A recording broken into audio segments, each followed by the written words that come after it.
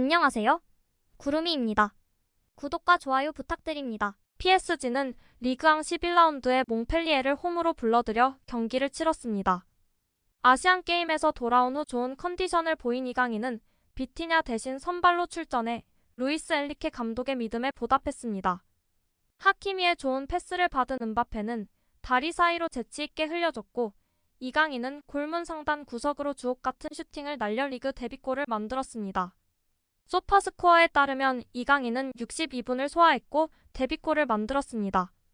볼터치는 73회 패스는 47회 중 47회를 성공해 100%를 달성했고, 키패스 1회, 롱패스 2회, 크로스 1회를 연결했습니다. 드리블은 5회 시도 중 3회를 성공했고, 경합 8회 중 6회, 그리고 태클 2회를 성공했습니다. 이강인은 공격 라인에서 최고의 평점을 받았습니다. 해외 매체에서도 반응이 뜨겁네요. 리그왕 11라운드에서 파리는 몽펠리에를 홈으로 불러들여 밀란과의 경기 전에 성공을 이어가고자 했습니다. 4-2-4 포메이션을 야심차게 준비한 루이스 엔리케 감독의 의도는 킥오프부터 분명했습니다. 강력한 공격 위협이 예상되었죠. 이강인의 골로 파리가 전반전에 리드를 잡았습니다. PSG의 센세이셔널한 이적 영웅이 자신의 가치를 보여주었습니다. 이강인은 파리에 빠르게 적응하고 있습니다. 파리 생제르맹의 새로운 영입 선수가 또다시 골망을 흔들었습니다. 이번엔 리그왕 경기였습니다. 이강인은 아름다운 슈팅을 선보였지만 카일리안 음바페의 영리함도 높이 평가해야 합니다. PSG는 지난 시즌 실망스러웠습니다. 파리 클럽은 챔피언스 리그 8강이 다시 한번 극복할 수 없는 장벽으로 드러났기 때문에 리그 우승을 크게 축하하지 않았습니다. 7년 동안 5번이나 반복되었습니다.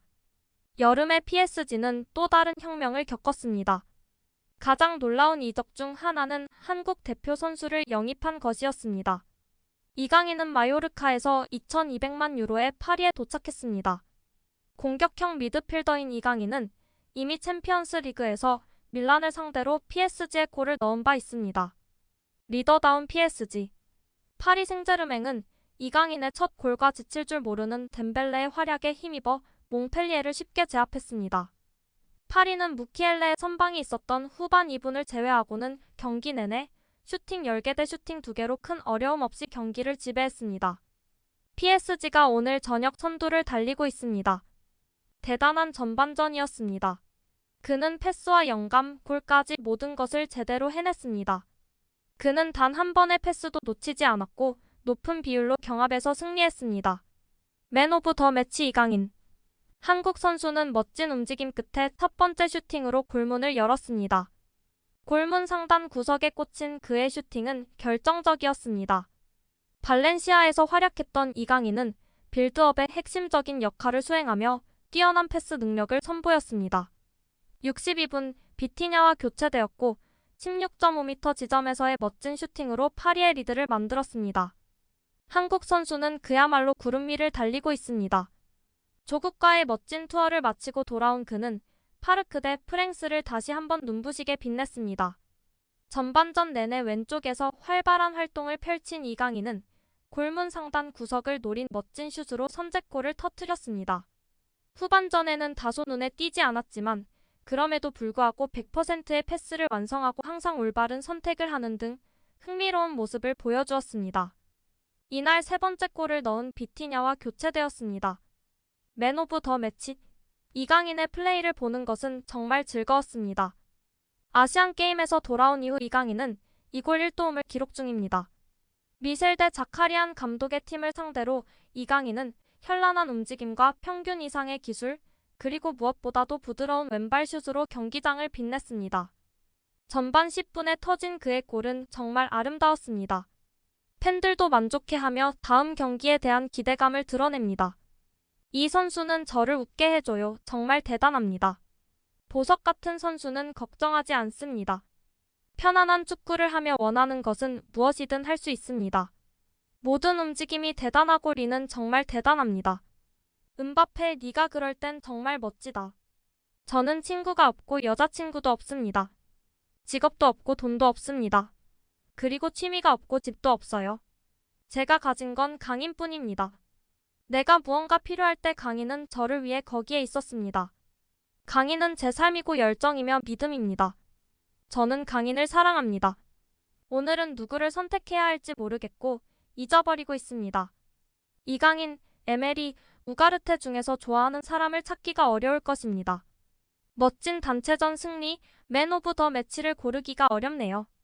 처음 5분을 제외하고는 처음부터 끝까지 지배되었으며 선수별로 구분할 필요가 없이 모두 훌륭했습니다. 그리고 루이스 엘리케 감독의 운영이 훌륭했기 때문에 밀란을 상대로도 선전할 것입니다. 플레이 패턴, 움직임, 연대감, 임팩트, 슈팅, 압박, 선수들의 미소를 보는 것이 너무 좋습니다. 작년과 비교하면 정말 변모했습니다. 보루시아 도르트문트와의 바이에른 뮌헨 경기에는 약간의 변화가 있습니다. 우파메카노는 월요일부터 팀 훈련에 부분적으로 합류했으며 데리흐트의 부상 이후 더 많이 선발 출전할 것으로 예상됩니다. 레온 고레츠카의 경우 통증과 출전할 수 있을 만큼 편안한지 여부에 달려 있습니다. 고레츠카의 컨디션이 좋지 않다면 무시알라가 내려가 라이머와 함께하고 뮬러가 10번으로 선발 출전할 것입니다. 바이에른은 수비형 미드필더 포지션과 관련하여 시장에서 행동해야 한다는 것을 알고 있습니다.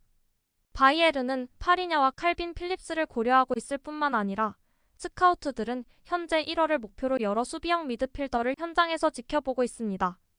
파리냐에게는 6,500만 유로에 다시 입찰하지는 않을 것이고 칼빈의 경우 맨시티가 4,900만 유로 이상을 원하고 있습니다. 다요트 우파메카노는 무릎 아래쪽의 까다로운 부위에 근육이 긴장되는 부상을 입었고 부상이 악화되지 않도록 각별한 주의가 필요했습니다. 우파메카노는 몇 가지 검사를 받았으며 도르트문트전에 출전하려 하지만 경과는 더 두고 봐야 합니다. 초기 검사 후 데리흐트의 부상 예상 기간은 4에서 6주였습니다. 하지만 최근 뮌헨에서 MRI 검사를 받은 후 예후가 악화되었습니다. 데리흐트가 최대 8주까지 결장할 수 있다는 이야기도 나오고 있습니다. 최악의 경우 올해 바이에른에서 다시 뛰지 못할 수도 있습니다. 김민재 옆에서 우파가 못 뛰면 레온 고레츠카가 뛰죠. 레온이 못 뛰면 우파가 뛰겠죠. 지켜봐야죠. 부목이 상당히 제한적일 수 있다는 것을 세르주 그나브리를 통해 확인했습니다. 레온은 며칠 동안 부목을 대고 있었습니다. 경기의 중요도와 상관없이 우리는 시즌 전체에 대한 책임이 있습니다. 현명하게 판단해야 합니다. 우리는 지금 대화를 나누고 모든 것을 테이블 위에 놓고 모든 것을 평가할 것입니다. 결정은 늦게 내려질 것입니다. 힘든 경기가 될 것입니다. 도르트문트가 아주 잘 출발했어요. 첫 경기이긴 하지만 더비 경기와 라이벌 경기는 많이 해봤어요. 그래서 기대가 됩니다. 양 팀 모두 좋은 분위기가 될 거라고 확신합니다. 우리는 우리의 경기력을 이어가겠다는 마음가짐으로 임해야 합니다. 최근 좋은 흐름을 이어가고 있어요. 도르트문트를 상대로도 그 기세를 이어갈 수 있기를 바랍니다. 도르트문트에서 경기를 치르기 때문에 우리 선수들과 팬들에게 가장 중요한 경기 중 하나입니다. 전 세계 축구계가 이 경기를 지켜볼 것이라고 생각하며 최고의 컨디션으로 경기에 임하고 싶습니다. 구독과 좋아요는 제작하는데 큰 힘이 됩니다. 감사합니다. 다음에 또 보아요.